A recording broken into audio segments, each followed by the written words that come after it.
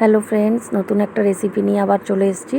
এটা সকালে ব্রেকফাস্ট বা বিকালের টিফিন, অফিস থেকে এসে বা বাচ্চারা পড়ে এসে স্কুল থেকে এসে তুমি করে দিতে পারো তোমরা। তা ফার্স্টে কড়াইতে একটুখানি বাটার নিয়ে নিচ্ছি, সামান্য একটু তেলও নিয়ে দিয়েছি, আমি হোয়াইট অয়েল দিয়েছি আর একটুখানি বাটার দিয়ে সেটাকে ঘুরিয়ে নিচ্ছি। তারপরে আমার কাছে ব্রাউন ব্রেড ছিল, ব্রাউন ব্রেডের উপরে আমার কাছে রাত্রিবেলার আলু চচ্চড়িটা ছিল, বেঁচে গেছিলো, আমি সেটা দিয়ে ওর মধ্যে স্প্রেড করে নিচ্ছি। তার উপরে আরেকটা ব্রেড দিয়ে দিচ্ছি, দিয়ে আবার আরও কিছুটা আলু চচ্চড়ি ওর উপরে দিয়ে দিচ্ছি। দিয়ে দেওয়ার পরে এটাকে ভালো করে স্প্রেড করে দিচ্ছি। সবাই ভাবছো যে এটা তো একটা নর্মাল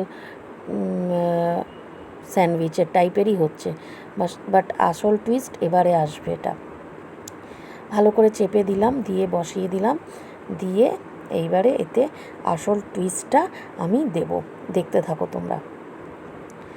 আসল টুইস্টটা হচ্ছে, আমি আগে থাকতে এর মধ্যে 2টো ডিম ফেটিয়ে রেখে দিয়েছি, সেটা এর উপর দিয়ে ঢেলে দিচ্ছি।